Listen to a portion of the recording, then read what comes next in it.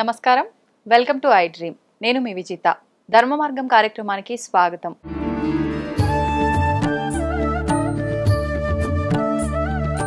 ప్రస్తుతం మనతో పాటు ఉన్నారు ఇస్కాన్ టెంపుల్ నుంచి ప్రణవానంద ప్రభుజీ. ప్రభుజీతో మాట్లాడి ఆధ్యాత్మిక పరంగా ఎన్నో మంచి మంచి విషయాలు తెలుసుకుందాము. మనకు ప్రతి ఒక్కరు కూడా చెప్తుంటారు, మనం చేసుకున్న ఈ జన్మలో చేసుకున్న పాప పుణ్యాల యొక్క ఫలితమే మనం మరొక జన్మలో అనుభవించే ప్రతి ఒక్కటి కూడా ఆధారపడి ఉంటుంది అని చెప్పి. నిజంగా ఎంతవరకు ఆధారపడి ఉంటుంది? ఇదంతా నిజమేనా? ఆధ్యాత్మిక మార్గంలో నడవాలి అనంటే ఎటువంటి మనం నియమాలు పాటించాల్సి ఉంటుంది? ఆధ్యాత్మిక మార్గం వైపు గనక మనం వెళ్తే ఈ కర్మ ఫలాన్ని తగ్గించుకునే అవకాశం ఉంటుందా? ఇలాంటి మంచి మంచి విషయాలు ఇప్పుడు ప్రభుజీతో మాట్లాడి తెలుసుకుందాం.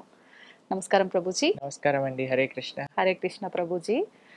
ప్రభుజీ చెప్తుంటారు కదా, అందరూ కూడా మనం ఈ జన్మలో చేసుకున్న కర్మలను బట్టే మన మరుసటి జన్మలో అనుభవించే లైఫ్ ఉంటుంది అని చెప్పి. నిజంగా ఉంటుందంటారా అలా? నిజంగానే అలా ఉంటుంది. కాబట్టి కర్మ సిద్ధాంతము మన సనాతన ధర్మంలో ఉన్నది. అలా లేకపోతే ఒకడు పేదవాడిలా, ఒకడు చాలా ధనవంతుడిలా, ఒకళ్ళు చాలా బుద్ధిమంతుడిగా, ఒకళ్ళు ఒక్కొక్క స్కిల్ ఒక్కొక్కడికి భగవంతుడు ఇచ్చాడు. దేని ఆధారంగా ఇచ్చారు అని అంటే పూర్వజన్మ ఫలితాన్ని బట్టి, కర్మను బట్టి ఒక్కొక్కళ్ళు ఒక్కొక్క విధంగా జన్మించారు. ఒకళ్ళు పొడవుగా జన్మించారు, ఒకళ్ళు పొట్టిగా జన్మించారు, ఒకళ్ళు భారతదేశంలో జన్మించారు, ఒకళ్ళు అమెరికాలో జన్మించారు. దేన్ని నిర్ధారించుకునేలా ర్యాండమ్ లో ఇలా ఇలా వేయలేదండి. అన్నీ కూడా మన పూర్వజన్మ యొక్క ఫలితం, పూర్వజన్మ యొక్క సుకృతం. దాని వల్లనే మనము ఒక్కొక్క జన్మ పొందటము అనేది జరుగుతుంది. మరి ఇప్పుడు every action has equal and opposite reaction అని అంటారు కదా. మరి ఇప్పుడు అలా అనుభవించటము తథ్యమైనప్పుడు ఆధ్యాత్మిక మార్గంలో వెళ్ళటం ఎందుకు? ఈ పూజలు, గుడిలోకి వెళ్ళటం ఇవన్నీ ఎందుకు అనే వాళ్ళకి ఏం సమాధానం చెప్తారు ప్రభుజీ? మనకి భగవంతుని ఆరాధన చేసేది మన జీవితం మొత్తం మార్చిపోయి, మన కర్మ అంతా తొలగిపోయి, మన కర్మ మొత్తం నష్టమైపోవటము అంటే మనం కేవలం ఆనందంగా ఉండటం కోసం కాదండి. ఈ కర్మ పరంపరనే ఆపడానికి. ఓకే, మనం భగవంతుని ఆశ్రయించేది ఏదో సుఖం పొందటం కోసం ఆశ్రయించకూడదు. భగవంతుడు ఏం చెప్పాడు? సర్వధర్మాన్ పరిత్యజ్య మామేకం శరణం వ్రజ అహం త్వాం సర్వ పాపేభ్యో మోక్షయిష్యామి మా శుచ. అయ్యా, నువ్వు కంగారు పడకు, నన్ను శరణాగతి చెయ్యి. అసలు ఈ కర్మకే పులి స్టాప్ పెట్టడానికి, మనం కామా పెట్టడానికి ప్రయత్నం చేయొద్దు. అందరు కూడా ఎలాగైనా సరే ఈ చెడు కర్మను ఆపేసి మంచి ఫలితాలు, మంచి ఆనందాలు, మంచి అనుభూతులు రావాలి. అది జస్ట్ మనం కామా పెడుతున్నాం అంతే. మళ్ళీ స్టార్ట్ అవుతుంది ఆ కర్మ మృత్యు పరంపర అనేది. దాన్ని పులి స్టాప్ పెట్టడానికి ఆధ్యాత్మిక మార్గము. అందుకోసం మనము కంప్లీట్ గా కర్మని తొలగించుకొని భగవంతుడి యొక్క మార్గాన్ని ప్రవేశించడమే భక్తి అని అంటే, శరణాగతి అని అంటే. ఎప్పుడైతే మనం భక్తి శరణాగతి చేస్తామో అసలు మనకి, మీరు అంటున్నారు కదా కర్మ ఫలితం కర్మనే ఉండదు, ఇంకా కర్మ ఫలితం అనుభవించాల్సిన అవసరం లేదు. కానీ ఎప్పటి వరకైతే మనం ఈ పుణ్యం చేసినా పాపం చేసినా ఈ ప్రపంచంలోకి రావాల్సింది. క్షీణే పుణ్యే మర్త్యలోకం విశంతి అని అంటారు శాస్త్రంలో. ఇప్పుడు మీరు చూడండి, మీరు ఎప్పుడైనా చిన్నపిల్లల్ని మాల్కి తీసుకెళ్ళి ఉంటారు కదా ఆడిపించడానికి. అప్పుడు మీరు డబ్బులు ఇచ్చి కొంటారు కాయిన్స్. చిన్న చిన్న గేమ్స్లలో కాయిన్స్ వేసారనుకోండి, సపోజ్ ఒక కార్ లాగా ఉంటుంది, అది ఇలా ఇలా ఇలా ఇలా ఊగుతూ ఉంటుంది. మీరు ఒక 100 రూపీస్ పెట్టి 2 కాయిన్స్ కొన్నారనుకోండి, ఆ పిల్లవాడు అంటాడు, అరే అమ్మ అయిపోయింది, నాకు ఇంకా కార్డ్స్ కావాలి, ఇంకా. అరే ఎంతసేపు ఆడావో తెలుసారా, ఎంత డబ్బులో తెలుసా, 500 అయిపోయాయి. ఏం పర్వాలేదు, నాకు 1 నిమిషంలానే అనిపించింది. ఆనందం త్వరగా జరిగిపోతుందండి. ఇంత పుణ్యం చేసామనుకోండి స్వర్గంలో మనం ఇంతసేపు ఉంటాం, ఇంత పాపం చేసామనుకోండి నరకంలో ఇంతసేపు ఉంటాం. ఎందుకో తెలుసా అండి, బాధాకరమైన సిచ్యువేషన్స్ కొద్దిసేపు దాడిపినా సరే అమ్మా ఇంకెంతసేపు మనకి ఎక్కువగా అనిపిస్తుంటుంది. కాబట్టి మనకి పుణ్యము సంపాదించి ఆనందంగా ఉంటామా అని అంటే, మనం పుణ్యం కోటైపోగానే తీసుకెళ్లి మళ్ళీ ఈ ప్రపంచంలో పడేస్తారు. మనం పాపం చేస్తే నరకంలో అనుభవించాల్సి వస్తుంది, మళ్ళీ జన్మలో అనుభవించాల్సి వస్తుంది. మనకి పుణ్యము వద్దు, మనకి పాపము వద్దు. భగవంతుణ్ణి శరణాగతి చేయటం వల్ల మోక్షము పొందటం మనకి ముఖ్యం. భగవంతుడి యొక్క సేవ చేసుకోవటం మనకి ముఖ్యం. అందుకే ఆధ్యాత్మికత. కానీ ఇప్పుడే ఆధ్యాత్మికత అంటే ఎలా మారిపోయింది తెలుసా అండి? ఈ పరిష్కారం చేయండి, మీకుండే కష్టాలు పోయి మీకు సుఖ సంపత్తులు మొత్తం వచ్చేస్తాయి. ఇది ఆధ్యాత్మికత కానే కాదు. ఇది కేవలం భౌతికమైన పుణ్యము మాత్రమే. ఆధ్యాత్మిక మార్గం అంటే పాపానికి సంబంధం లేదు, పుణ్యానికి సంబంధం లేదు. కేవలం భగవంతుడి యొక్క సేవ, భగవంతుడి యొక్క భక్తి. ఇది ఆధ్యాత్మిక మార్గం. అందుకోసం మనం భగవంతుడిని ఆశ్రయిస్తాం, భక్తి మార్గంలో ధర్మ మార్గంలో ముందుకెళ్ళాలి అని సంకల్పం చేసుకుంటాం. ప్రభుజీ భక్తి శరణాగతి అన్నారు కదా, ఏంటి రెండిటి మధ్య వ్యత్యాసం? భక్తి అంటేనే శరణాగతి, శరణాగతి అంటేనే భక్తి భావనతో ఉండుట. శరణాగతి అంటే స్వామి నేను నీకు చెందిన వాడిని, నీవు తప్ప నాకు ఇంకెవరూ తెలియదు అని ఒక భావన శరణాగతి. శరణాగతి చేశాక ఏం చేయాలి? భగవంతుడి యొక్క భక్తి చేయాలి. భగవంతుడి యొక్క భక్తి అంటే ఏంటి? శ్రవణం కీర్తనం విష్ణు స్మరణం పాద సేవనం అర్చనం వందనం దాస్యం సాఖ్యమాత్మ నివేదనం. చక్కగా భగవంతుడి గురించి వినటం, భగవంతుడి యొక్క నామాన్ని కీర్తన చేయటం, భగవంతుడికి అర్చన చేయటం, ఇలా నవవిధ భక్తి మార్గాలలో భగవంతుని ఆశ్రయించటం, ఇదే భక్తి శరణాగతి అని అంటే.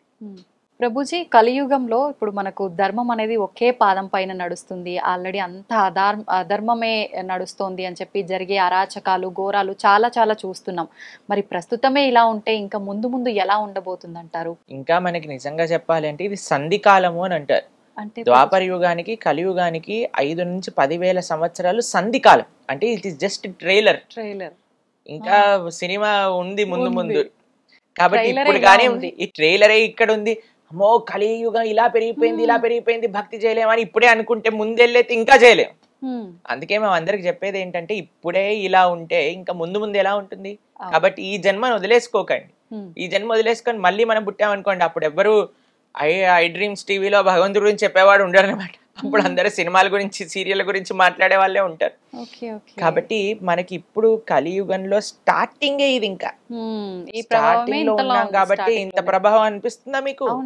అందుకోసమే మనం జాగ్రత్తగా, అందుకే మనం అంటాం కదా దీపం ఉన్నప్పుడే ఇల్లు చక్కబెట్టుకోవాలని. అందుకే ఈ జన్మలోనే ఎంత వీలైతే అంత ఆధ్యాత్మిక మార్గంలోకి మనం వచ్చి భౌతికత ఎన్నో జన్మలు మనం భౌతిక సంసారం చేసేసామండి, దాన్ని పక్కన పెట్టి ఆధ్యాత్మిక మార్గంలో ముందుకెళ్ళడానికి ప్రయత్నం చేయాలి అని ఎందుకు చెప్తున్నాము అని అంటే ఇది ఇంకా స్టార్టింగ్ టైమే ఇలా ఉంది. ఇంకా ముందు ముందు వెళ్ళాక ఎలా ఉంటుందో ఆలోచన చేయండి.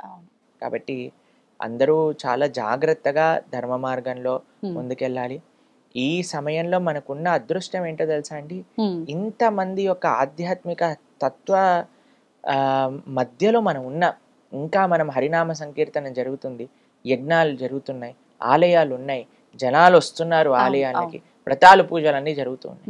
ఇంకా ముందుకు వెళ్తూ వెళ్తూ వెళ్తూ ఉంటే ఇవన్నీ తగ్గిపోతాయి. అందుకోసం చాలా జాగ్రత్తగా ఉండాలి. అందుకనే ప్రతిసారి కూడా ఆధ్యాత్మిక మార్గంలో వెళ్ళాలి వెళ్ళాలి పుణ్యాలు చేసుకోవాలని చెప్తుంటారు ప్రభుజీ. ప్రభుజీ భగవంతుడు సర్వత్రా ఉన్నాడు, ప్రతి ఒక్కరిలో భగవంతుడు ఉన్నాడు, ఎక్కడ చూసినా భగవంతుడు ఉన్నాడు, భగవంతుడు లేని ఒక ప్లేస్ అనేదే లేదు అంటుంటారు కదా. మరి భగవంతుడు అంతటా ఉన్నప్పుడు ఎందుకు ప్రత్యేకంగా ఆలయాలకి గుళ్ళోకి వెళ్ళి భగవంతుడిని దర్శనం చేసుకోవాలంటారు? గాలి అంతటా ఉంది కదండి. కానీ మన కార్లో టైర్లో పంచర్ అయింది అనుకోండి, మనం ఈ పంచర్ షాప్కి వెళ్ళి అక్కడ ఎందుకు గాలి కొట్టించుకుంటాం? గాలి అంతటా ఉంది, గాలి కొట్టించుకుంటారా మీరు ఎప్పుడైనా వెహికల్లో? ఇక్కడ నుంచి గాలి ఇలా పట్టుకొని లోపలికి పంపించచ్చు కదా. సాధ్యపడదు కదా. ఎందుకు సాధ్యపడదు? గాలి అంతటా ఉంది కదా. అవును, సాధ్యపడదు. భగవంతుడు కూడా అంతటా ఉన్నాడు. గాలి షాప్ లో ఎలా అయితే ఎయిర్ కాన్సన్ట్రేటెడ్ గా ఒక దగ్గర ఉంటుంది కాబట్టి అది ఈజీగా మనం పెనిట్రేట్ అవుతుంది. భగవంతుడు సర్వత్రా ఉన్న ఆ తత్వము ఆలయ విగ్రహం రూపంలో ఒక కాన్సన్ట్రేటింగ్ గా స్వామి స్వయంగా ఆ రూపంలో అక్కడ కొలువై ఉన్నారు. ఈజీగా యాక్సెసబుల్ మనకి దేవాలయంలో భగవంతుడు. ఎలా అయితే ఇప్పుడు హైడ్రోజన్ ఉంది, ఆక్సిజన్ ఉంది. ఇప్పుడు మనకి నీళ్లు, నాకు ఇప్పుడు దాహం వేస్తుంది అనుకోండి, ఓ ఆక్సిజన్ హైడ్రోజన్ రెండు కలిపి ఇప్పుడు నీళ్ళు తెసి నోట్లో పోసుకున్నాను అనుకోండి, అవుతుందా? ఒక వాటర్ బాటిల్ తీసుకొని దాన్ని సంప్రోక్షణ చేసుకొని దాని తర్వాత స్వీకరిస్తే గానీ నాకు దాహం తీరుతుంది. అలానే భగవంతుడు అంతటా ఉన్నాడు, సర్వత్రా ఉన్నాడు. అది భగవంతుడు చెప్పింది. భగవంతుడు తత్వమే సర్వత్రా ఉన్నాడు. మీరు సర్వత్రా ఉన్నాడు అని నమ్ముతున్నప్పుడు ఆలయంలో విగ్రహంలో కూడా ఉన్నాడు కదా. ఉన్నాడు. ఆలయంలో విగ్రహంలో భగవంతుడిని పర్సీవ్ చేయటం చాలా ఈజీ, చాలా సులభం. అందుకోసం మనం ఆలయానికి వెళ్ళి ఎప్పుడైతే ఆ స్వామి యొక్క రూపాన్ని, ఆ స్వామి యొక్క దర్శనాన్ని, స్వామి యొక్క సేవలను మనం ఆస్వాదన చేస్తామో, ఇప్పుడు కనిపించేదే చూడలేకపోతే, కనిపించేదే ఆస్వాదించకపోతే కనిపించింది ఏం చూస్తామండి? అస్సలు సాధ్యపడదు. ఇప్పుడు జనాలకి మూర్తి భగవంతుడి యొక్క శ్రీ విగ్రహాన్నే దూషిస్తున్నారు, భగవంతుడి యొక్క శ్రీ విగ్రహాన్నే ఇది చేస్తున్నారు, మాట్లాడతారు, భగవంతుడినే దూషిస్తున్నారు. కొన్ని కొన్ని కొన్ని ప్రోగ్రాంలు మేము ఎప్పుడైనా ఇంటర్నెట్ లో చూస్తే మాకు ఆశ్చర్యం వేస్తుంది. పెద్ద పెద్ద వాళ్ళు అసలు మన ఉండే దేవీ దేవతలను కూడా నిందిస్తూ వాటిపైన వెటకారంగా మాట్లాడుతూ, అది ఎంత మహాపాపమో తెలుసా మీకు? కాబట్టి సరైన తత్వం తెలియకపోతే వాళ్ళు, మీకు విషయం తెలుసా, భగవంతుడు సాక్షాత్తుగా మన ముందుకు వచ్చిన ఎవడో నాటకం వేసుకొని వచ్చాడు, వేషం వేసుకొని వచ్చాడు అనుకుంటాడు. భగవంతుడిని చూడడానికి భగవంతుడి యొక్క కృప ఉండాలండి, లేకపోతే పర్సీవ్ చేసుకోలేరు. నిజంగా అంతటి అదృష్టం దక్కుతుందంటారా ప్రభుజీ? నిజంగా బ్రహ్మాండంగా ఎవరైతే వినయంతో, గర్వం లేకుండా శాస్త్రం పైన, ఆచార్యుల పైన, భక్తుల పైన నమ్మకం పెడతారో అటువంటి వాడికి భగవద్ దర్శనం అయి తీరుతుంది. కానీ ఎవరైతే గర్వంతో, అహంకారంతో నేనే పోటుగాడిని అని అనుకొని అందరిని నిందిస్తున్నారో అటువంటి వాడికి ఎన్నటికీ భగవద్ దర్శనం కాదు, మహాపాపం చుట్టుకుంటాం. కాబట్టి మనం ఏదో మైక్ ఇచ్చాం కదా, కెమెరా ఉంది కదా అని మనకి ఇష్టం వచ్చినట్టు మాట్లాడకూడదు, చాలా జాగ్రత్తగా ఉండాలి. ప్లస్ ఇంకో విషయం చెప్తాను, ఎవరిని ఏం అడిగి తెలుసుకోవాలి అనే విషయం కూడా మనకు తెలిసి ఉండాలి. ఇప్పుడు చూడండి, మేము మీ దగ్గరకు వచ్చి ఒక న్యూక్లియర్ రియాక్టర్ని ఎలా ఆఫ్ చేయాలి అని అడిగాను అనుకోండి, మీరేం చెప్తారు? ఎవరైతే న్యూక్లియర్ సైంటిస్ట్ ఉన్నో ఆయన అడగండి అని. మనం వెళ్ళి ఆధ్యాత్మికత గురించి ఎవరెవరినో కూర్చోబెట్టి అడిగేసాం అనుకోండి, వాళ్ళ దగ్గర నుంచి వచ్చే సమాధానాలు అలానే ఉంటాయి. భగవంతుడి గురించి తెలుసుకోవాలి అని అంటే భాగవతోత్తముని అడగాలి. కాబట్టి ఎవరైతే ఆ విషయం గురించి నేర్చుకున్నారో, చదువుకున్నారో అటువంటి వ్యక్తిని మనం ఆశ్రయించడం ఫస్ట్.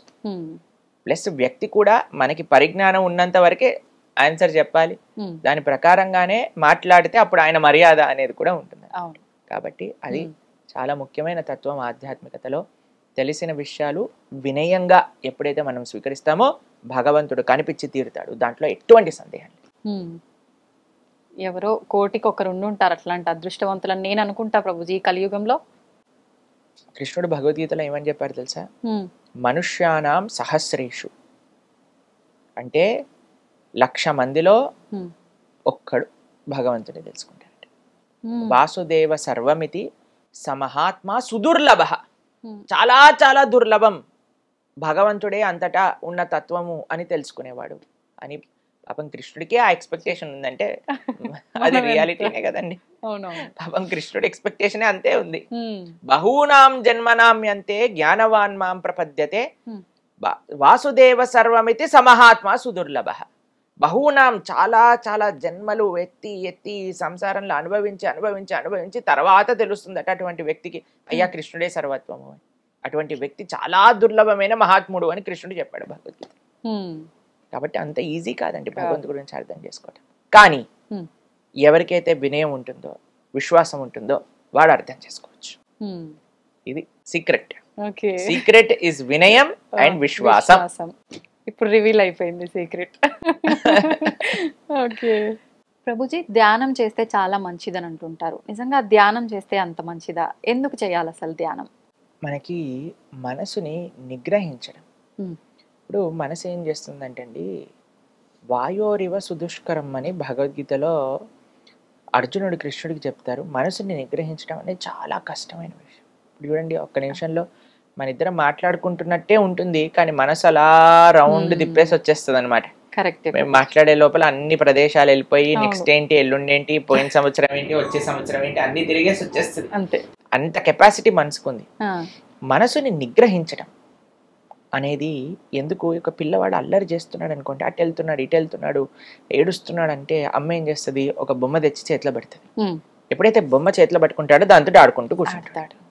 అలా మన మనస్సు యొక్క తత్వం ఏంటి అంటే, ఇటు పరిగెత్తా అటు పరిగెత్తా, దీని గురించి ఆలోచించా, అక్కర్లేని విషయాలని నెత్తిపైన తెచ్చుకొని ఇది నా కష్టాలు, ఇది నేనే ఉద్ధరించాల్సింది అని అనవసరమైన విషయాలన్నీ మన మనసు మన పైన వేసుకుంటుంటుంది. దీన్ని ఎలా ఆపటం అంటే, ఒక చిన్న పిల్లవాడికి ఎలా అయితే మనస్తత్వమో మనసు కూడా అదే మనస్తత్వం. కాబట్టి మనసుకు ఒకటి ఇవ్వాలి. మీకు ఒక విషయం చెప్తాను. ఒక పిల్లవాడు తపస్సు చేశాడు అనమాట. ఒక యోగి వచ్చాడు ఆ మార్గంలో వెళ్తూ ఉంటే. ఆ యోగిని అన్నారు, అయ్యా నేను ఇంత తపస్సు చేశాను కదా, నాకు ఏదో ఒకటి వరంగా ఇవ్వు అని అంటే ఆ యోగి సరే అయ్యా తదాస్తు నువ్వు ఏం అడిగినా ఇస్తాను, నాకు ఒక జీనీ కావాలి అని అడిగాడు. జీనీ అంటే ఒక ఆత్మ లాంటిది అనమాట. అంటే మనం ఏం చెప్పినా చేసేది అనమాట. అయితే ఈయన ఏం చెప్పాడంటే ఈ జీనీని ఇస్తాను కానీ ఒక రూల్ ఉంది దీనికి, ఎప్పుడైతే నువ్వు దీనికి పని చెప్పవో అప్పుడు నేను చంపేస్తుంది. అదే చంపేస్తుంది, దీనికి ఎప్పుడు పని చెప్పు అని చెప్తాడు.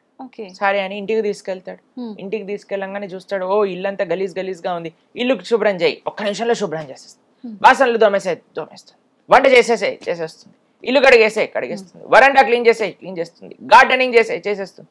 ఇంకేం పని ఉంటుందండి వీడు పని కోసం ఆలోచిస్తున్నాడు, కత్తి తీసింది చంపేయడానికి, దగ్గరకు వస్తుంది అంటే అరే ఏం చెప్పంటారా వీడికి పని అంతా, సరే ఒక పని చేయి మెట్లెక్కు కిందికి దిగు అని అన్నాడు. సరే మెట్లెక్కుతుంది కిందికి దిగుతుంది, నేను చెప్పేంత వరకు మెట్లెక్కుతూ కిందికి దిగు అని, మెట్లెక్కుతుంది కిందికి దిగుతుంది, వీడికి ఏమైనా పని గుర్తొచ్చింది అనుకోండి అప్పుడు ఈ పని చేయమంటాడు, ఆ పని అయిపోగానే మెట్లెక్కు కిందికి దిగు, అది పైకి ఎక్కుతుంది కిందికి ఎక్కుతుంది కిందికి దిగుతుంది. కానీ ఆపాము అని అంటే చంపేస్తుంది. మన మనసు కూడా అలాంటిది, దాన్ని దేంట్లోనైనా ఎంగేజ్ చేయలేకుండా ఖాళీగా పెట్టామనుకోండి మనల్ని పిండ ఆరేస్తుంది అనమాట. కాబట్టి అందుకే ideal mind devils workshop అంటారు. కాబట్టి మనము ఎప్పుడైతే ధ్యానం చేస్తాం, మంత్ర ధ్యానము అని అంటాం. మనం మా భక్తి మార్గంలో కృష్ణ భక్తి సాంప్రదాయంలో మేము చేసేది మంత్ర మెడిటేషన్ అంటే మంత్ర ధ్యానం. అంటే మంత్రం పఠిస్తూ భగవంతుడి పైన ధ్యానం చేయడం. మంత్ర అంటే మన త్రాయతే ఇది మంత్ర, మనస్సుని సంస్కరించేదే మంత్రము, మనస్సుని మంచి మార్గంలో పెట్టేదే మంత్రము, మనస్సుని నిగ్రహించేదే మంత్రం. అందుకే హరే కృష్ణ కృష్ణ కృష్ణ హరే హరే, హరే రామ రామ రామ హరే హరే. ఈ మంత్రాన్ని మేము ప్రతిరోజు 2 గంటల సేపు ధ్యానం చేస్తాం, మంత్ర పఠనత. ఎందుకు అనంటే ఆ 2 గంటలు ఇప్పుడు మనం ఫోన్ ఎలా అయితే బ్యాటరీ రీఛార్జ్ అవ్వడానికి ఛార్జింగ్ పెడతామో, మన మనస్సుకి మన శరీరానికి మన ఇంద్రియాలకు ఒక ఛార్జింగ్ ప్రొద్దున పూట లేసా చేసేసుకున్నాం అనుకోండి, రోజంతా మాకు ఇంకా తిరుగులేనట్టు ఎనర్జీ వచ్చేస్తుంది అనమాట. ఇప్పుడు చూడండి ఈ రోజు మీతో మాట్లాడేటప్పుడు ఇది నాది 6వ ప్రోగ్రామ్. ఎంత ఎనర్జెటిక్ గా ఉన్నారు. ఎలా వచ్చింది ఎనర్జీ అనంటే ఆ కరెంట్ వైర్ లో కరెంట్ వేలు పెట్టామనుకోండి, ఆ కరెంట్ షాక్ తో ఇలా ఊగిపోతాం కదా. కృష్ణ ఈ సోర్స్ ఆఫ్ పవర్, ఆయనతో మనం కనెక్షన్ పెట్టుకోవటం ఏంటి అంటే ఆయన నామాన్ని జపం చేయటం. ఎప్పటివరకైతే ఆ పవర్ కనెక్టెడ్, ఇప్పుడు చూడండి మీరు ఫోన్ కి ఛార్జింగ్ పెట్టి ఎన్ని రీల్స్ తిప్పినా సరే ఏం అవ్వదు. కాబట్టి అలా ఆ పవర్ కనెక్షన్ ఉంచుకోవటమే మంత్ర, మనత్రాయతే ఇది మంత్ర. కాబట్టి మంత్ర జపం సాధన ఇవన్నీ ఉండటం చేత మనస్సు నిగ్రహం. అందుకే ఆధ్యాత్మిక మార్గంలో ఈ మంత్ర అనేది అంత ముఖ్యం అన్నమాట. కాబట్టి ఈ హరే కృష్ణ మహామంత్రం, హరే కృష్ణ కృష్ణ కృష్ణ హరే హరే, హరే రామ రామ రామ హరే హరే, ఇది షోడశాక్షరనాంనాం కలి కల్మషనాశనం నాతర పరతరోపాయ సర్వవేదేషు దృశ్యతి అని అంటే. కలి కల్మషాన్ని, కలి అన్నిటికంటే పెద్ద స్థానం ఏంటో తెలుసండి, కలి ఉండేది మనసు. కాబట్టి ఆ కలి ప్రభావం మొత్తం కూడా బయటికి తీసేస్తుంది. ఈ మంత్రానికి అంత శక్తి ఉంటుంది. కాబట్టి అందరూ చక్కగా జపం చేయండి, మనసుని మంచి మార్గంలో పెట్టండి. ప్రభుజీ, కొత్తగా ధ్యానం చేయాలనుకునే వాళ్ళు ఇందాక మీరు చెప్పినట్టుగా ఒక్క దగ్గర ఏకాగ్రత అనేది పెట్టలేకపోతుంటారు. రకరకాల ఆలోచనలు, ఎన్నో రకాల జరిగినాయి జరగబోయేవి వస్తూనే ఉంటాయి కళ్ళ ముందరికి, ఎంత చేద్దామన్నా కుదరదు. అలాంటి వాళ్ళ పరిస్థితి ఎలా సాధ్యపడుతుంది? మనసు పని ఆలోచించటం, మీ పని మంత్రాన్ని జపించటం. అంతే, మనసుని పట్టించుకోవద్దు. మంత్రాన్ని జపం అంటే ఏంటో తెలుసా అండి? మనం మంత్రాన్ని ఎలా జపించాలి అంటే మన చెవులకి వినపడాలి. మనం అనే మంత్రం మనకి వినిపించాలి. హరే కృష్ణ కృష్ణ కృష్ణ హరే హరే, హరే రామ రామ రామ హరే హరే. మన మంత్రం మనం వింటున్నామా? అదే మన ధ్యాస. మనసు అక్కడ వెళ్ళండి, ఆస్ట్రేలియాకి వెళ్ళనివ్వండి, యూకేకి వెళ్ళనివ్వండి, అమెరికాకి వెళ్ళనివ్వండి, అది పడివ్వండి. మనం ఎప్పుడైతే ఇలా మెల్లమెల్లగా మంత్రాన్ని వింటూ వింటూ వింటూ జపిస్తూ ఉంటామో, ఇప్పుడు చూడండి పిల్లలు అల్లరి చేస్తున్నప్పుడు వాళ్ళు ఏమనుకుంటారంటే అమ్మ ఏదో కిచెన్లో బిజీగా ఉంది, నాన్న ఆఫీస్ పని చేసుకుంటున్నాడు కాబట్టి అటు ఇటు వెళ్తున్నాడు. కానీ ఒకసారి అమ్మ ఏయ్ అన్నదనుకోండి, వాళ్ళు అక్కడ ఉంటారు. మంత్రం ఏం చేస్తుంది, మనసు ఇటు ఇటు అటు ఇటు పరిగెత్తుంది. హరే కృష్ణ అనగానే అయ్యో వీడు ఏం చేస్తున్నాడు, గమనిస్తున్నాడా నన్ను నేను అటు ఇటు పరిగెత్తుతున్నానని వచ్చి మన దగ్గర కూర్చుంటుంది. మెల్లమెల్లగా మెల్లమెల్లగా మెల్లమెల్లగా ఆ సాధన వల్ల మనసు మన దగ్గరకు వస్తుంది. ఫస్ట్ మనసు గురించి పట్టించుకోకండి, మంత్రం పైన ఫోకస్ పెట్టండి. మంత్రం ఎప్పుడైతే మనం అధ్యయనం చేస్తున్నామో మనస్సు కూడా మన దగ్గరకు వచ్చి కూర్చుంటుంది, చక్కగా మనం చెప్పిన మాట. సమయం పడుతుంది, ఓపిక అవసరం. సమయం చూసుకోవాలంటారా ప్రభుజీ ధ్యానం చేయటానికి? కరెక్ట్ సమయం ఏంటంటారు? తెల్లవారుజామున సత్వగుణంలో ఉన్నప్పుడు అన్నిటికంటే బెస్ట్. ఎందుకంటే ఒకసారి టైం ప్రోగ్రెస్ అవుతూ ఉంటే మీకు తెలుసు, పిల్లలు, స్కూలు, ఇంట్లో పనులు, వంటలు, ఆఫీసులు, పరిగెత్తటం, అప్పుడు వచ్చి మిమ్మల్ని ప్రశాంతంగా కూర్చొని జపం చేయమంటే మీకు అవుతుందా చెప్పండి? అస్సలు కుదరదు. కాబట్టి ఇవన్నీ స్టార్ట్ అవ్వక ముందే మనం జపం చేయాలి. లేకపోతే మన జపం హరే కృష్ణ హరే కృష్ణ పాలు లోపల పెట్టు, రామ్ రామ్ హరే హరే, తొందరగా వెళ్ళు బస్ టైం అయిపోయింది, ఇలా అయిపోతుంది. అవునవును. కాబట్టి ఎవరు లేవక ముందే మనం లేస్తే మన ఆధ్యాత్మిక సాధన నడుస్తుంది, లేదంటే ఉపయోగమే లేదు, ఎన్నాళ్ళు చేసినా వ్యర్థం. ఇప్పుడు ఎంత మనము యాక్టివ్ అయిపోయాం అనుకోండి, ఈ రోజులో అందరూ యాక్టివ్గా ఉన్నారనుకోండి, మనం కూడా యాక్టివ్ అవ్వాల్సి వస్తుంది. ఇప్పుడు రాత్రిపూట వెళ్ళి సాధన చేసుకుంటామంటే అలసిపోతారు కదా. ప్రొద్దునంతా మనం పని చేసో చదువుకోనో వెళ్ళి వెనకాలకి వెళ్ళి అప్పుడు నేను జపమాలు పట్టుకుంటే ధ్యానంగా చేసేది యోగ నిద్ర. కాబట్టి ప్రొద్దున పూట తెల్లవారుజామున త్వరగా పడుకొని త్వరగా లేచి స్నానం చేసి దేవుడి దగ్గర దీపం పెట్టుకొని కూర్చొని జప అనుష్ఠానం చేయండి, అసలు తిరుగులేని శక్తి మీ సొంతం అవుతుంది. ప్రభుజీ, మనం తీసుకునే ఆహారాన్ని బట్టి కూడా మన ఆలోచన విధానం ఆధారపడి ఉంటుందంటారు కదా. అలా అయితే శాకాహారం భోజనం మాత్రమే తీసుకునే వాళ్ళు ఉంటారు, వాళ్ళు అంత సాత్వికంగా ఉన్నట్టుగా ఏం కనిపించరు కదా, మరి ఆహార ప్రభావం ఉన్నట్టు ఎలా? సాత్వికమైన ప్రవృత్తి కావాలి అని అంటే సత్వగుణంలో ఉండాలి. అది కేవలం ఆహారం కాదు, ఇంకా చాలా ఫ్యాక్టర్స్తో. మీకు ఒక విషయం చెప్తాను. ఈ ప్రపంచం నుండి ప్రతి వస్తువు కూడా సత్వ రజస్ తమో గుణములలో కేటగరైజ్ చేసి ఉంటుంది అనమాట. కేవలం శాకాహారం తిని DJ sound dim dim dim dim అని డీజే సౌండ్ విన్నాడు అనుకోండి, వాడు సత్వగుణంలో ఉన్నవాడు కాదు. కాబట్టి సత్వము అనంటే ఒక ఎంటైర్ సిస్టమ్ ఆఫ్ సత్వ. సత్వగుణంలో ఉండే వ్యక్తి ఏం చేస్తాడు, తెరవారుజాములు లేస్తాడు, స్నానం చేసుకుంటాడు, ప్రతిరోజు దేవాలయానికి వెళ్తాడు, చక్కగా సాత్వికమైన ఆహారాన్ని. ఇప్పుడు అన్ని సత్వగుణంలో ఉండే వస్తువులన్నీ కూడా మనస్సు పైన ప్రభావం చూపిస్తుంది. అన్నిటికంటే పెద్ద ఫ్యాక్టర్ ఆహారం, ఇది గమనించాలి. ఆహారం ఒక్కటే ఫ్యాక్టర్ కాదు. అర్థమైందా మీకు రెండిట్లో ఉండే డిఫరెన్స్?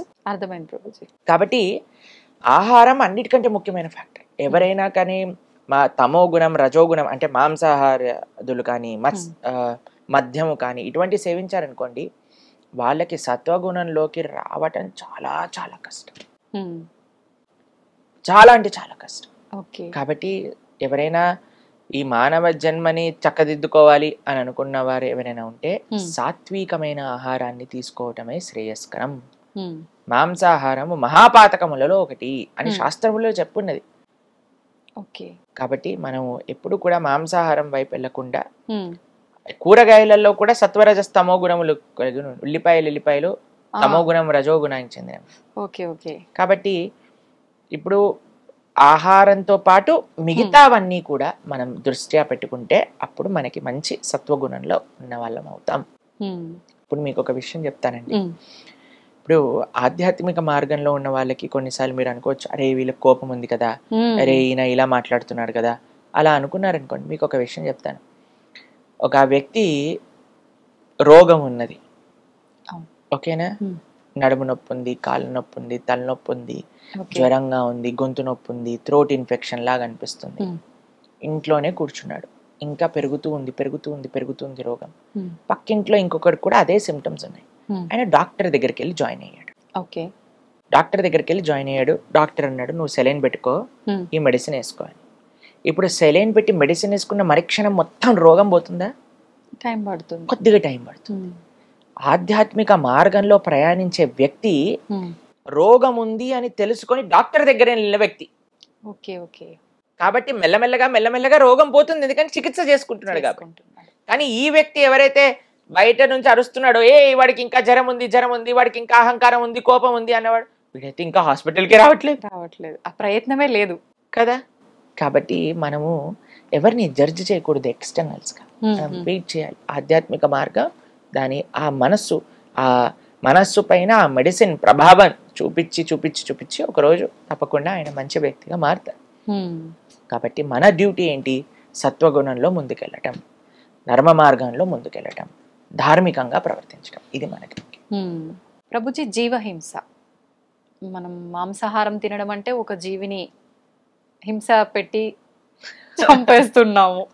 అసలు జీవహింస గురించి పురాణాల్లో ఏముంది? మనం ఎంత చెప్పినా మానని వాళ్ళు ఉన్నారు. అలా ఏం లేదండి, మన ప్రవచనాలు విని చాలా మంది వేలల్లో మాంసాహారాన్ని వదిలేసిన వాళ్ళు నాకు తెలుసు. సంతోషం ప్రభుజీ, నిజంగా అలాంటి మార్పు వచ్చినందుకు. చాలా మంది మన ఛానల్లో మీరు చూడండి, ఎంతో మంది మనకి చెప్తారు, ప్రభుజీ మేము మాంసాహారాన్ని వదిలేసాము, మేము ఈ రోజు నుంచి నాన్ వెజిటేరియన్ తినము అని. చాలా సంతోషం వేస్తుంది మాకు అలాంటి వాళ్ళని చూస్తే. ఇప్పుడు చూడండి, మీకు ఒక్క విషయం చెప్తానండి. మనకి ఇంత చిన్న దోమ కుడితేనే బ్యాట్ పట్టుకొని మహాభారత యుద్ధం చేసినట్టుగా ఎక్కడుందా దోమ, దాన్ని చంపేయాలి అని 4-5 బ్యాట్లు పట్టుకొని తిరుగుతారు. ఇంత పెద్ద బండలాంటి శరీరంలో ఒక చిన్న దోమ కుడితేనే మనం తట్టుకోలేకపోతున్నాం కదా. అలాంటిది ఒక ప్రాణిని చంపేస్తుంటే మన మనసు ఎలా ఒప్పుకుంటుంది చెప్పండి? శాస్త్రంలో ఏం చెప్పారు తెలుసా? మాంసం అని మనం అంటూనే దాని యొక్క అర్థం ఏంటి అని అంటే, నేను నిన్ను ఎలా అయితే చంపుతానో నువ్వు నన్ను అలా చంపడానికి నేను నీకు పర్మిషన్ ఇస్తున్నా. అంటే ఏ ప్రాణినైతే మనం చంపుతామో వచ్చే జన్మలో ఆ ప్రాణి మనల్ని చంపుతుంది.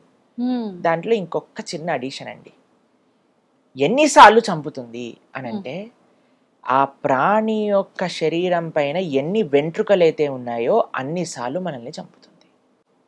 ఇది వింటే ఎవ్వరు తాకరు ప్రభుజీ మాంసాహారం, భయం వేస్తుంది. అలా విన్నా సరే మారని వాళ్ళు కూడా ఉంటారు. ఎందుకంటే కానీ మన ప్రార్థన ఏంటంటే, మనం ఎవరిని ఏమనట్లేదండి, మన శాస్త్రంలో ఉన్న విషయం శాస్త్రంలో కూడా వదిలేసేయండి. మనం ఇప్పుడు చూడండి, ఏ ప్రాణి అయినా చావడానికి పుడుతుందా చెప్పండి? లేదు. ఇంట్లో కుక్కలను పెంచుకుంటారు, ఎంత అల్లారు ముద్దుగా పెంచుకుంటారు. అమ్మో మై డాగి అని. ఇప్పుడు కుక్క అన్నా సరే వాళ్ళ కోపం వస్తుంది. అవును ప్రభుజీ. ఎందుకు? దానికి ఇంకా ఒక మేకకి ఏం డిఫరెన్స్ ఉంది చెప్పండి? అది ప్రాణి ఇది ప్రాణి కదా, అది జంతువు ఇది జంతువు కదా, ఇది పిల్లలు పెడుతుంది అది పిల్లలు పెడుతుంది. ఇదెంత ప్రేమగా చూసుకుంటుందో పిల్లల్ని, అది కూడా అంతే ప్రేమగా చూసుకుంటుంది కదా. ఒక ఆవుకి ఒక కుక్కకి తేడా ఏముంది? ఒక పందికి ఒక కుక్కకి ఏం తేడా ఉంది? ఒక కోడికి ఒక కుక్కకి ఏం తేడా ఉంది? ఒక కుక్కకి ఒక మనిషికి ఏం తేడా ఉంది? అన్నిటికీ ప్రాణి, అన్నిటికీ ఫీలింగ్స్ ఉన్నాయి, అన్నిటికీ పెయిన్ ఎక్స్ప్రెస్ చేసే ఒక మెంటాలిటీ ఉన్నది అందరికి. ఇప్పుడు మేకని చంపాలంటే అది వచ్చి చంపు చంపు చంపు, నేను నీకోసమే పుట్టాను, నన్ను కత్తి తీసుకొని చంపేయని మమ్మల్ని ప్రాధేయపడుతుందా చెప్పండి? లేదు. ఏడుస్తాయి ప్రాణులన్నీ ఎవరైనా తన ముందు జరిగేది ఏదైనా చూసాననుకో. కాబట్టి ఆ నెగిటివిటీ, ఒక ప్రాణి చనిపోతుందంటే ఎంత ఏడుపు, ఆ ఘోష, అదంతా మన లోపలికి వచ్చి మనం కూడా తయారవుతాం. కాబట్టి మాంసాహారం తిననే కూడదు. ఇది చూడండి, మీకు ఒక విషయం చెప్తాను, ఆధ్యాత్మికంగా నో వే మాంసాహారం తినడం. Okay, big no. సెకండ్, మానవత్వ రూపంలో ఆలోచించినా సరే మాంసాహారం అనేది చాలా పెద్ద క్రైమ్ అది. మూడో విషయం చెప్తాను, ఎన్వైరన్మెంటల్ విధంగా ఆలోచించాలి. ఒక 300 మంది తినే తిండిని ఒక ప్రాణికి తినిపించి ఆ ప్రాణిని చంపి ఒక 20 మంది తింటారు. అంటే ఎంతమంది ఆహారం వేస్ట్ అవుతుందో ఇక్కడ చూడండి. కేవలం ఒక 50 మంది 20 మంది తినే తిండికి 350 మంది తినే తిండిని ఒక ప్రాణికి తినిపిస్తున్నాం. ఎన్వైరన్మెంటల్ ఇంబ్యాలెన్స్ అవ్వడానికి ఇది చాలా పెద్ద కారణం. ఎన్వైరన్మెంటల్గా, అలానే మానవీయంగా, అలానే చూస్తే మీరు ఆధ్యాత్మికంగా, ఆరోగ్యరీత్యా మీకు 100 ఎగ్జాంపుల్స్ చూపిస్తాను. డాక్టర్స్ ఇప్పుడు మాంసాహారం వద్దు, వీగన్ అని ప్రపంచం మొత్తం కూడా వీగనిజం, ప్లాంట్ బేస్డ్ డైట్ అని వైపు వెళ్తూ ఉంటుంది, మీరు చూసే ఉంటారు. కాబట్టి ఇప్పుడు చూడండి, చాలా మంది అంటారు మనకి ఇలా కెనైన్ టీట్ ఉన్నాయి, కెనైన్ టీట్ ఉంటే మనం కార్నివరస్ అని. ఇప్పుడు కార్నివరస్ ఇప్పుడు చూడండి, కుక్క కానీ మీరు పులి కానీ ఏం చేస్తాయండి? అదేమన్నా వండుకొని తింటాయా? మసాలాలు వేసి తందూరి చేసుకొని తింటాయా? అది పచ్చిగా తింటాయి. కాబట్టి దానికోసమని ఆ పండ్లు ఇచ్చారు, మీరు కూడా పచ్చిగా తినండి. వెళ్ళి మార్కెట్లో ఎక్కడ మేక అనిపిస్తుంది అని పట్టుకొని యాన్ కొరికి తినండి, అప్పుడు మనకేం ప్రాబ్లం ఉండదు. కానీ మనం మాత్రం దాన్ని చంపి వండుకొని తింటున్నాం అంటే you are not meant for that. Plus మీకు ఒకటి చెప్తాను, కార్నివరస్ యానిమల్స్ అంటే మాంసాహారం తినే జంతువులకి ప్రేగులు చిన్నగా ఉంటాయి, ఎందుకంటే అది తొందరగా బయటికి వెళ్ళిపోవాలన్నమాట. కానీ మనది ఆవుకి ఎలా అయితే హెర్బివరస్ యానిమల్స్ కి ఎలా అయితే ఇంటెస్టైన్స్ ఉంటాయో అలా మనకు ఉంటాయి. అలా మనకి ఇంటెస్టైనల్ సిస్టమ్ వచ్చినప్పుడు మనం ఎప్పుడైతే మాంసాహారం తింటామో అది అరగడానికి 2-3 రోజులు పడుతుంది. అంటే మన శరీరంలోనే కుళ్ళిపోతుంది. దానివల్ల కొలెస్ట్రాల్ అని, క్యాన్సర్స్ అని చాలా ఎక్కువ మనకి రీసెర్చెస్ కూడా చూస్తున్నాం ప్రభుజీ ప్రెజెంట్. ఇది ఆరోగ్యరీత్యా. తర్వాత మీరు ఎన్నైనా మీరు చెప్పండి ప్రభుజీ ఏ ఫ్రంట్ లో మాంసాహారం తింటాం కరెక్ట్ అంటే ఏ ఫ్రంట్ లో కూడా మాంసాహారం తింటాం. మాంసాహారాన్ని బంద్ చేసేయాలి. కానీ ప్రభుజీ మీరు అన్నారు ఆధ్యాత్మిక పరంగా దూరము ఏ రకంగా పనికి రాదు అని. కొంతమంది అంటారు ఇప్పుడు ఆధ్యాత్మిక పరంగా అమ్మవార్లకి జంతు బలులు ఇస్తుంటారు, అది ఎప్పటి నుంచో వస్తున్న ఆచారము. అమ్మ వారు అని మీరు అంటున్నారు కదా, అమ్మతనము అని మనం ఒక దేవతని అమ్మ అని పిలిచినప్పుడు నీకెంత అమ్మనో ఆ మేకకు కూడా అంతే అమ్మ ఆ తల్లి. శివుడిని ఏమంటారండి? పశుపతి అని అంటారు. అంటే పశువులకి ఆయన పతి, అంటే పశువులకి ఆయన ఒక నియంత, పశువులకి స్వామి. శివుడి యొక్క భార్యే కదండి అమ్మవారు. ఇప్పుడు ఈయనేమో పశువుని ప్రేమించే వ్యక్తి అయితే ఆవిడ్ని చంపేసైనా ముందు వేసేసే మేకని అప్పుడే నేను కృపణిస్తా అంటే ఎంత అన్యాయం చెప్పండి. అలా అమ్మవారు అంటదా చెప్పండి? అసలు ఎక్కడ ఏ శాస్త్రం నుంచి తెచ్చారు ఏంటి అసలు? అసలు అవైదికం అది. అమ్మ జగదంబ అంబిక, అమ్మతనంలో ప్రేమ ఉంటుంది కానీ అమ్మతనంలో హింస ఉండదండి. కాబట్టి పశువు బలి అనేది వైదికం కాదు. కాబట్టి అమ్మవారికి ఎవ్వరికి పశు బలి ఇవ్వటం వీలే ఉండదు. మాంసము మద్యము ఎవరైతే సమర్పణ చేస్తారో అది తామసిక ఆరాధన అవుతుంది. అటువంటి వాళ్ళ ఫలితాలు ఇప్పుడు పెద్ద పెద్ద వాళ్ళు కూడా టీవీలో కూర్చొని కంపల్సరీ మీరు పెట్టాల్సిందే నాన్ వెజిటేరియన్, కంపల్సరీ మీరు పెట్టాల్సిందే లిక్కర్ అని మాట్లాడుతున్నారు. వాళ్ళందరూ పాపం సంపాదించటమే కాకుండా 10 మందికి ఆ పాపంలో భాగ్యస్వామం చేస్తున్నారు. ఈ జీవితం వచ్చింది ఈ ఒక్క పాయింట్ అర్థం చేసుకోండి. ఈ జీవితం వచ్చింది భౌతికమైన కోరికలు సంపాదించటం కోసం కాదు. ఈ జీవితం మనకి భగవంతుడు ఇచ్చింది, భగవంతుడిని అర్థం చేసుకొని భగవంతుడికి శరణాగతి చేసి ఈ జన్మ మృత్యు పరంపర నుంచి దాటి భగవంతుడి లోకానికి వెళ్ళటం. కాబట్టి దీనికి ప్రాణి హింసకి సంబంధం లేదు లేదు లేదు. ప్రభుజీ ఇంకొక చిన్న డౌట్, నేను ఒక కామెంట్ కూడా చూసా లాస్ట్ టైం మనం మాంసాహారం వీడియోకి. మనం చేసుకున్న కర్మల ప్రకారంగా మరొక జన్మ తీసుకుంటాం కదా, అలా తీసుకున్న జన్మ ఇవి జంతువులు మనకు ఆహారంగా ఉండాలని చెప్పి మళ్ళీ జన్మ తీసుకొని వచ్చాయి కాబట్టి ఇప్పుడు అవి మనకు ఆహారంగా మారిపోయాయి, భగవంతుడే సృష్టించాడు అలా అని చెప్పి ఒక కామెంట్ చూసా. దాని గురించి ఏం చెప్పాలి? బీ రెడీ, ఇప్పుడు చంపేసాయి, ఇలా ఇలా అనుకొని చంపేసాయి. ఆ జీవి పైన ఎన్ని ఎంట్రుకలు ఉన్నాయో అన్నిసార్లు చావడానికి రెడీగా ఉండు. కర్మ ఇస్ క్లియర్ అండి. నేను కళ్ళ గంతులు కట్టుకొని సిగ్నల్ క్రాస్ చేస్తా, నేను సిగ్నల్ నే చూడకుండా క్రాస్ చేస్తా, నీ కర్మ ఫైన్ కట్టాల్సిందే కదా. కట్టాల్సిందే. ఇంకా దురదృష్టవంతుడు అయితే యాక్సిడెంట్ అవుతుంది. కాబట్టి నాకు తెలియదు, నేనేం చూడను, నాకేం తెలియదు, నాకు సిగ్నల్ తెలియదు, నాకు ఈ రూల్స్ అని తెలియదు, పో నీ ఇష్టం. కాబట్టి బాధ్యత కదా. కాబట్టి ఇలాంటి ఎన్ని లాజిక్లు ఉపయోగించి ఎన్ని విధాలుగా నువ్వు కర్మ చేసినా సరే కర్మని తప్పించుకోలేవు. ఇది అర్థం చేసుకోవాలి. ఇంకొంత పాపం మూట కట్టుకుంటున్నారు. ఇప్పుడు ఒకడు మర్డర్ చేసేసాడండి, పోలీసులు వచ్చి పట్టుకున్నారు. ఏయ్ మర్డర్ చేసా పదా జైలుకి. నాకు మర్డర్ చేయటం తప్పని తెలీదు, వదిలేస్తాడా? అసలు వదలరు. చెప్పండి. కాబట్టి ఇప్పుడు నా కర్మ, వాడు నా చేతిలో చంపబడటం ఆయన కర్మ అని చెప్పాడు అనుకోండి, పోలీసు వాడు వదిలేస్తాడా? లేదు. కాబట్టి మన విచక్షణ, భగవంతుడు బుద్ధి కూడా ఇచ్చాడు కదా. అవును. కాబట్టి మన విచక్షణ ఉపయోగించి మనం ఏది మంచి ఏది చెడు అని ఆడాలి. కాబట్టి ఈ జిహ్వని కంట్రోల్ చేసుకోవటం అనేది, మీకు విషయం చెప్పనా, అన్నిటికంటే ఈజీ ఆధ్యాత్మిక మార్గాలు. మిగతా ఇంద్రియములు కంట్రోల్ చేసుకోవటం కంటే జిహ్వని కంట్రోల్ చేసుకోవటం అత్యంత ఈజీ. ఎవరికైతే జిహ్వ కంట్రోల్ అవ్వదో అటువంటి వాడు ఆధ్యాత్మిక మార్గానికి పనికిరాడు, చాలా కష్టం అని చెప్పాలి. కాబట్టి మీరు ఇప్పుడు చూడండి, పుట్టినప్పటి నుంచి ఒక విధంగా మాంసాహారం తిని పెరిగేవాడు పొద్దున మధ్యాహ్నం రాత్రి సాయంత్రం అర్ధరాత్రి మాంసాహారమే తిని పెరిగిన వాళ్ళందరూ కూడా వీగనిజం అంటూ ప్రాణి హింస చేయకూడదు అని పాశ్చాత్య దేశాలలో వెజిటేరియన్స్ గా మారిపోతున్నారు. మనకి ఎంత మన భారతదేశంలో పుట్టి ఇవన్నీ తెలుసుకున్న వాళ్ళని మారటంలో ఏం ప్రాబ్లం ఉంది చెప్పండి. కాబట్టి ఎంత వీలైతే అంత తొందరగా మాంసాహారాన్ని మానేయండి, లేకపోతే మహాపాపం. ఈ కర్మ, కలెక్టివ్ కర్మ కూడా మనకి తయారవుతుంది అనమాట. ఇప్పుడు కొన్ని దేశాలలో చాలా మనకి సడన్ గా హఠాత్తుగా భూకంపాలు రావటం, న్యాచురల్ కెలామిటీస్ రావటం ఎందుకు వస్తాయి అని అంటే, ఇప్పుడు కలెక్టివ్ కర్మ, అందరూ చేసే పాప కర్మ, ఆ నెగిటివ్ వైబ్రేషన్ ఒక్కసారిగా ఒక దగ్గర కాన్సన్ట్రేట్ అయితే ఇలాంటివి వస్తాయి అని కూడా రీసెర్చెస్ ఉన్నాయి. కాబట్టి మనం ఏ ప్రాణిని హింస పెట్టకుండా మనం జీవిద్దాం, ప్రతి ఒక్క ప్రాణిని జీవించే హక్కు వాళ్ళకి ఇద్దాం, అంతే అండి. మనం ఏదో సృష్టించి అందరిని ఉద్ధరించి ఏం చేయాల్సిన అవసరం లేదయ్యా. నువ్వు బ్రతుకు, వేరే వాళ్ళని బ్రతకని, అదే పెద్ద సేవ నువ్వు మానవుడిగా చేయడానికి.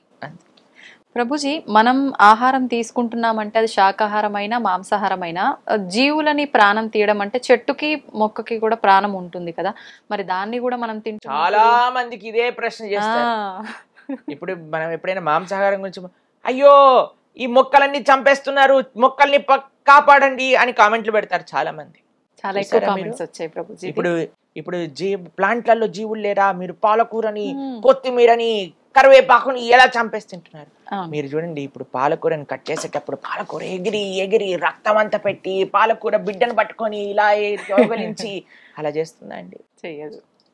కానీ దాంట్లో జీవం ఉందా అంటే ఉన్నది. కానీ మరి నువ్వెందుకు తింటున్నావు దాన్ని అని అంటే, నువ్వు జీవించి ఉండడానికి భగవంతుడు డూస్ అండ్ డోంట్స్ అని ఇచ్చాడు మన శాస్త్రంలో. పత్రం పుష్పం ఫలం తోయం యోమే భక్త ప్రయశ్చతి. శాకాహారం ఏదైతే పత్రము, పుష్పము, ఫలము, తోయము ఇవి ఉన్నాయో వీటిని చక్కగా నువ్వు నైవేద్యం పెట్టి తీసుకో.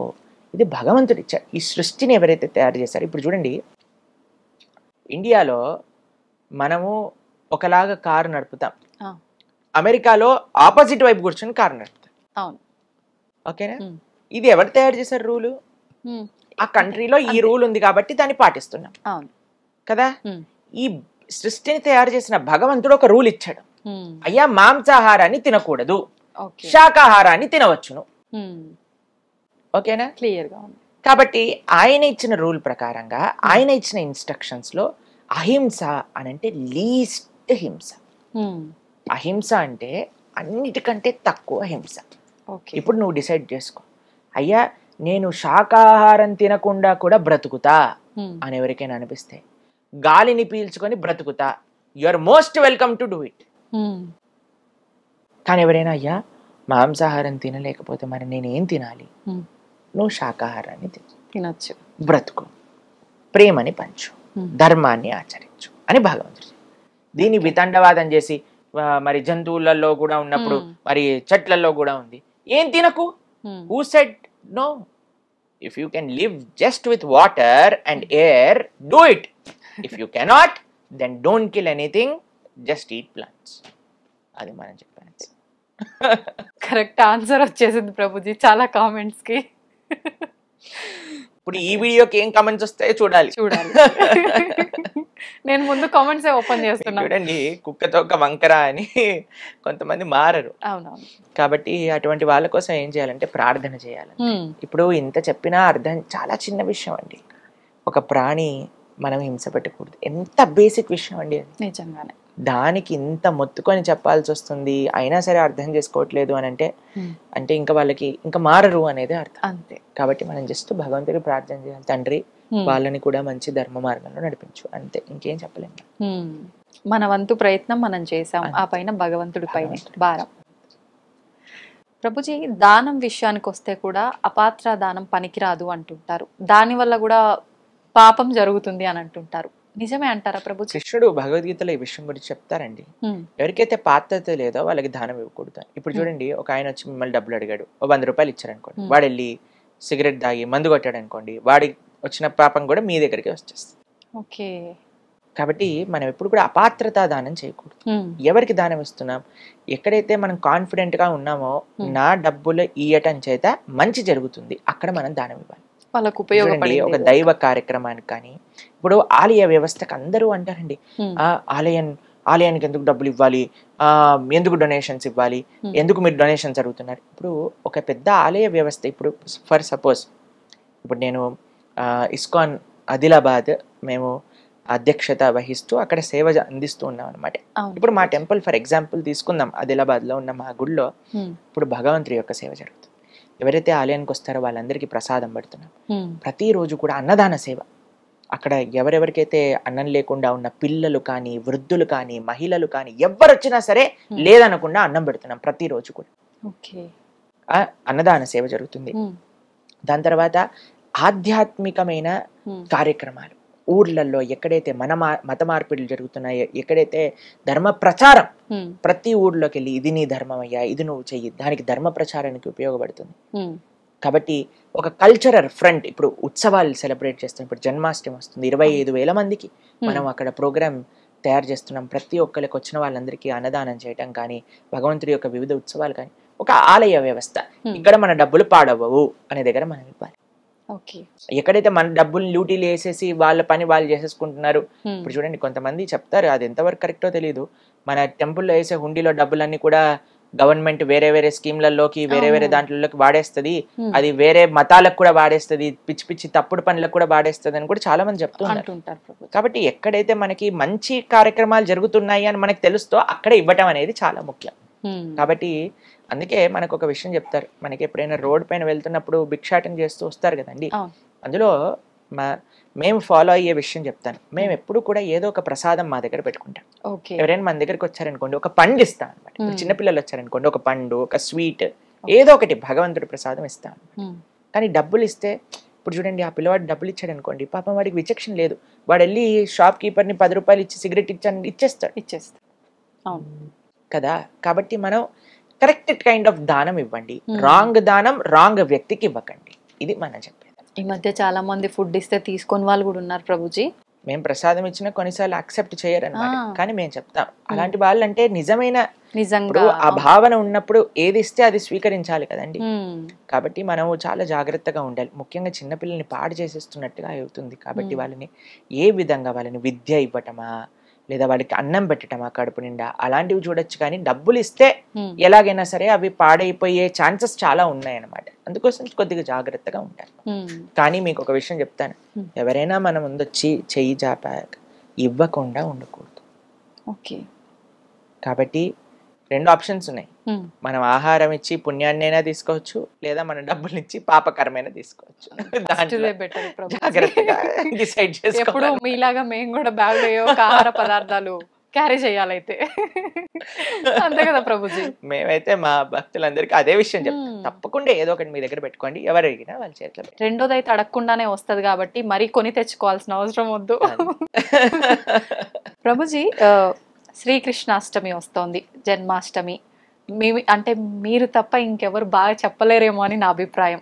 మీ మాటల్లో ఒక్కసారి ఆ విశిష్టత గురించి తెలియజేయండి. కృష్ణం వందే జగద్గురుం వసుదేవం దేవం కంసచారూఢమర్దనం దేవకీ పరమానందం కృష్ణం వందే జగద్గురుం. భగవంతుడు యొక్క అన్నిటికంటే ప్రేమ కృపని కానీ మనం అనుభవించాలి అని అనుకుంటే భగవంతుడి యొక్క అవతారాన్ని చూడాలి. భగవంతుడు ఎంత కృపతో మనకి నచ్చిన, మనందరికీ పిల్లలంటే ఇష్టం కదండి, పిల్లలు ఏం చేసినా మనకు నచ్చుతుంది. అరే వీళ్ళందరికీ పిల్లలు ఏం చేసినా నచ్చుంది కదా, నేను కూడా ఒక పిల్లవాడిలా వస్తాను అని కృష్ణుడు పిల్లవాడిగా వచ్చి ఎన్ని లీలలు చేశాడండి. కృష్ణ లీలలు వింటూనే మన మనసు అలా కృష్ణుడు లోపల లయం అయిపోతూ ఉంటుంది. ఆ కృష్ణ లీలల్లో తన్మయత్వం పొందుతూ ఉంటాం. మనం కూడా చిన్నపిల్లలం అయిపోతాం ప్రభుజీ. ఆ కృష్ణుడు తన లీలలు చేసి ఈ ప్రపంచంలో అందరినీ ముగ్ధ మనోహరాన్ని చేయడానికి వచ్చిన రోజే శ్రీకృష్ణ జన్మాష్టమి. అటువంటి జన్మాష్టమి రోజు మనం అత్యంత కృతజ్ఞతాభావంతో భగవంతుని ఆరాధన చేయాలి. ఉపవాస దీక్షతో మంచి నైవేద్యములు, చెప్పని భోగ్ అంటారు, 56 రకాల నైవేద్యములు భగవంతుడికి చేస్తారు చాలా మంది. వివిధ రకాల స్వీట్లు చేసి భగవంతుడికి తులసితో అభిషేకం చేసి చక్కగా అలంకరణ చేసి అర్చన చేసి నివేదన, ఆరతి, తర్వాత పిల్లలందరినీ కృష్ణుడిలాగా అలంకరణ చేస్తారు, ఉట్టి కొట్టిస్తారు, పాదాలు వేస్తారు. ఆ రోజే పెద్ద ఉత్సవం అండి. ప్రొద్దున నుంచి రాత్రి దాకా ఆలయానికి వెళ్ళటం, దర్శనం చేసుకోవటం, గోసేవ చేసుకోవటం, చాలా అద్భుతమైన రోజు శ్రీకృష్ణ జన్మాష్టమి. భగవంతుడు ఆవిర్భవించినప్పుడు ఎంత సుందరంగా వైభవంగా ఆవిర్భవించారు అని పోతన గారు చెప్తారు భాగవతంలో. జలధరుదేవు నాజాను చతుర్బాహు సరసీలు జాక్షు విశాలాక్షు జారు గదా శంఖ చక్ర పద్మ విలాసు కంఠ కౌస్తుభమని కాంతిబాను కమనీయ కటిసూత్ర కంకణ కేయూర శ్రీవత్సలాంఛనాంచిత విహారు సురకుండల ప్రభాయుత కుంటల లాటు వైడూర్యమని గణవర కిరీటు బాలు పూర్ణేందు రుచిజాలు సుగుణాల బాలు భక్తలోకపాలు కృపావిశాలు జూచి తిలకించి పులకించి యొబ్బి చెలరేగే వసుదేవుడు ఉత్సహింపే అని అంటారు పోతన గారు భాగవతంలో. అంత ఉత్సవంగా కృష్ణుడు ఆవిర్భవించారట. అటువంటి ఎక్కడా లేదేంటి ప్రభుజీ మీకు? ఆ స్వామిని పలికిస్తే మనం పలుకుతాం, స్వామి మర్చిపోయారనుకో మనం కూడా మర్చిపోతాం. ఇదే శరణాగతి అంటే, స్వామి నేను ఇక్కడికి వచ్చి కూర్చున్నాను, నువ్వేం పలికిస్తే అది పలుకుతాం, అందరికి మంచి చేసేవి పలికించు అని ప్రార్థన చేసి కూర్చుంటాం కాబట్టి ఆ స్వామి ఏది పలికిస్తే అది పలుకుతాం. ఇంత గొప్ప ఉత్సవాన్ని మనం ఎంతో వైభవంగా కృష్ణ జన్మాష్టమి చేసుకోవాలి. కృష్ణుడి లోకానికి అందించిన గీత, కృష్ణుడి లోకానికి అందించిన లీలలు మహా అద్భుతమైనవి. కాబట్టి మీరందరూ చక్కగా శ్రీకృష్ణ జన్మాష్టమి చేసుకొని ఆ భగవంతుడి యొక్క పరిపూర్ణ కృపా కటాక్షాలు మీ అందరిపైన ఉండాలని ప్రార్థన చేస్తూ కృష్ణం వందే జగద్గురుం. హరే కృష్ణ. ప్రభుజీ, మనకు శ్రావణ మాసం ఆల్రెడీ ప్రారంభం అయిపోయింది. శ్రావణ మాసం అనగానే శుభకార్యాలు చాలా రకాల, ఆ నెలంతా ఒక పండగ వాతావరణం. ఆ విశిష్టత గురించి తెలియజేయండి. శ్రావణమాసంలో వరలక్ష్మి వ్రతం చేస్తూ ఉంటారు అందరూ. లక్ష్మీదేవి యొక్క కృపా కటాక్షాలు మొత్తం మన పైన వచ్చేయాలి. కానీ ఒక విషయం ఆలోచించండి, ఆ లక్ష్మీదేవి ఏం చేస్తుంది? నారాయణుడి యొక్క పాద సేవ చేస్తుంది.